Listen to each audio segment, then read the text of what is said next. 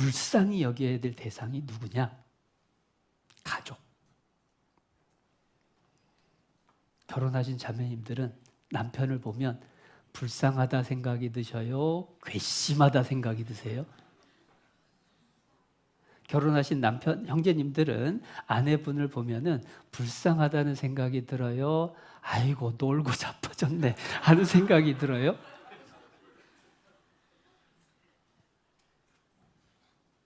여러분, 상대방의 입장이 돼보지 않으면 오해하기가 쉬워요.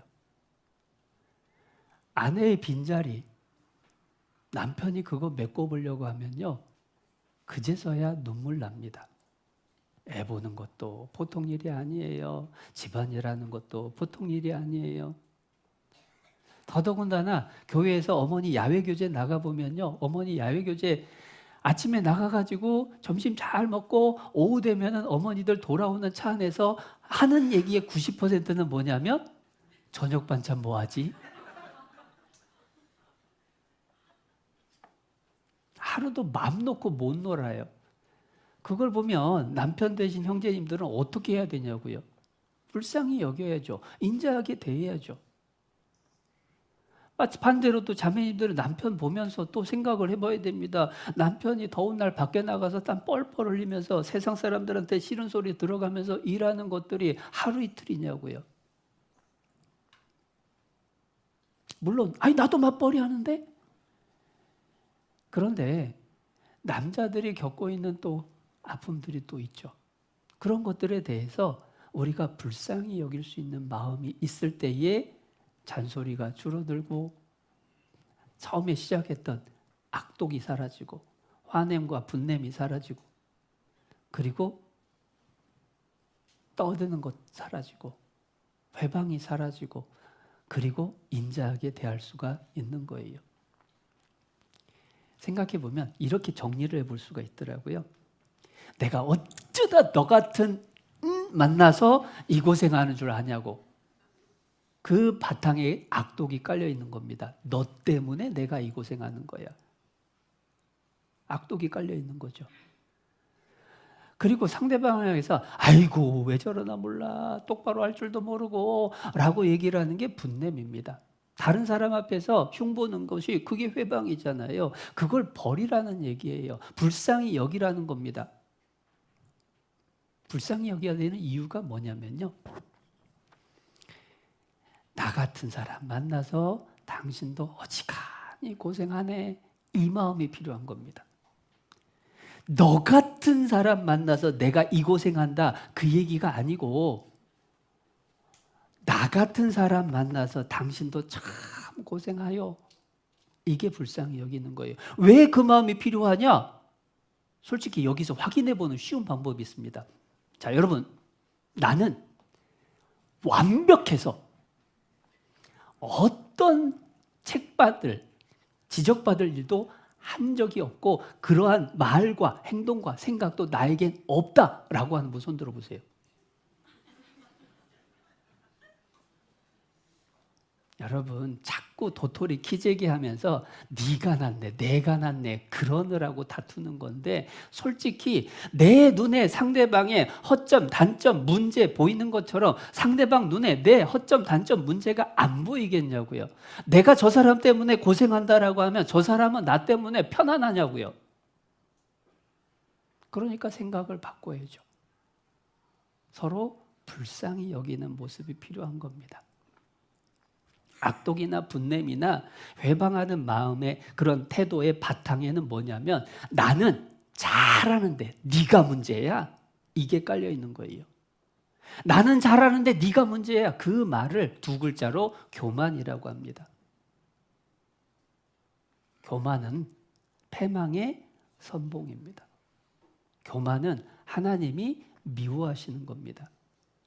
내가 겸손해질 때에 다른 사람을 불쌍히 여길 수 있어요. 겸손이라는 건 하나님 앞에 내 모습을 아는 겁니다. 내가 하나님 앞에 얼마나 부족한 사람인가, 그거를 아는 게 겸손의 시작입니다. 그거를 알고 상대방을 보면 나 같은 사람하고 사느라고 고생합니다, 그렇게 불쌍히 여길 수가 있고 그럴 때에 인자하게 대할 수가 있는 거예요. 그게 구원 받은 사람이건 구원 안 받은 사람이건 그게 부모건 자식이건 마찬가지입니다. 특별히 가족은 더 가까워서 더 많이 다퉈요. 그렇기 때문에 실은 더 많이 불쌍히 여겨야 됩니다. 그런데 그렇게 불쌍히 여기고 서로 인자하게 대하는 비결이 뭘까? 첫 번째는 내가 받은 긍휼과 내가 받은 인자하심, 하나님의 사랑의 은혜, 그게 얼마나 큰가 그것을 기억해야 됩니다. 아까 마태복음 18장 1만 달란트 탕감 받은 사람, 내가 너를 불쌍히 여긴 같이 너도 네 종을 불쌍히 여김이 마땅치 아니하냐? 그것을 우리가 늘 삶 속에서 기억해야 돼요. 그리고 구원받은 그 긍휼과 은혜만 생각할 게 아니라 삶 속에서 우리를 하나님이 어떻게 긍휼히 여기시고 계시는지도 잊지 않아야 됩니다. 히브리서 4장 15절, 우리에게 있는 대제사장은 우리 연약함을 체휼하지 아니하는 자가 아니요 모든 일에 우리와 한결같이 시험을 받은 자로 돼 죄는 없으시니라. 그러므로 우리가 긍휼하심을 받고 때를 따라 돕는 은혜를 얻기 위하여 은혜의 보좌 앞에 담대히 나아갈 것이니라. 긍휼하심을 받아야 돼요. 구원받을 때뿐만 아니라 지금도 계속 받고 있고 받아야 됩니다. 솔직히 내가 얼마나 못났는지 잘못하는지 제일 내 자신이 잘 아는데 그러한 나보다 나를 더 잘하시는 분이 하나님이십니다. 내가 나를 봐도 속이 상하고 분이 날 때가 있는데 하나님이 나를 보시면 어떠셨을까? 그런데 그 하나님이 나를 향해서 오래 참아주시고 은혜를 베풀어 주시고 인자하게 대해주시고 지금도 지켜주시고 그게 인자하게 대해주시는 거잖아요. 내가 그 은혜로 살아가는 겁니다. 그러니까 그것을 늘 기억해야 내가 내 옆에 있는 사람들을 향해서 불쌍히 여기고 인자하게 대할 수가 있다라는 거예요. 그리고 또 불쌍히 여기고 인자하게 대할 수 있는 비결 두 번째는 하나님 앞에 서게 될 모습을 생각해 봐야 됩니다. 내가 하나님 앞에 섰을 때 어쩔지, 상대방이 하나님 앞에 섰을 때에 어떻게 될지 그거를 생각해 봐야 돼요. 지금 당장 내 눈에 보이는 문제를 볼 게 아니라 결국 하나님 앞에 섰을 때에 어떠한 모습으로 서게 될까? 그걸 생각하면 오늘 문제 때문에 분 터지기보다는 불쌍히 여길 수가 있어요. 부모는요, 사고뭉치 자녀를 보면서 걱정 한숨을 쉽니다. 왜요? 커서 어떻게 될까?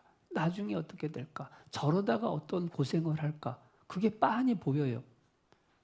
그러니까 화가 나면서도 한편으로는 한숨이 나고 걱정이 되고 그러니까 불쌍히 여기는 마음이 생기는 겁니다. 저러다가 우리도 그 마음이 필요한 거예요. 그리고 세 번째로 겸손해야 됩니다.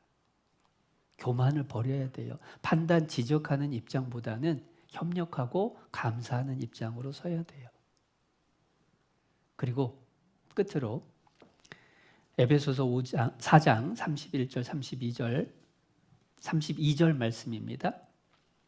서로 인자하게 하며 불쌍히 어떻게 한다고요? 여기며. 여긴다는 단어가 기가 막혀요. 여긴다는 건 실제 그 모습이 아니어도 그런 것으로 생각해 주는 게 여기는 겁니다. 우리를 하나님이 의롭다 여겨주셨습니다. 나는 죄인이고 죄가 아직도 속에 들어있는데 하나님은 의롭다고 여겨주셨어요. 나는 아직 의롭지 않은데 하나님이 의로운 걸로 봐줄게. 그게 여기는 거잖아요. 그런데 여기서 불쌍히 여기며라고 돼 있어요.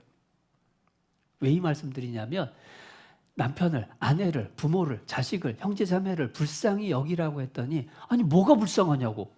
지 하고 싶은 대로 다 하고 사는데 뭐가 불쌍하냐고. 승질대로 다 하고 있는데 뭐가 불쌍하냐고. 막 이 말을 또 하시는 분이 생길 수 있죠. 그래서 하나님이 뭐라고 하셨냐면 불쌍히 여기며. 그게 하나님이 기뻐하시는 일이고 그게 내가 편안한 길이에요. 여러분, 내가 버려야 될 그 7가지 악독과 노함과 분냄과 떠드는 것과 회방하는 것과 악의를 내가 품고 있으면 나는 행복할까요? 그걸 품고 있다가 하나님 앞에 서면 내가 칭찬받을까요? 여러분, 나를 위해서 불쌍히 여기는 게 필요한 거예요. 그럴 때에 내가 하나님 앞에 떳떳해지고 내 마음이 편안해지고 그러면 내 주변이 같이 편안해지고 그걸 서로 하게 되면 그게 행복인 거예요.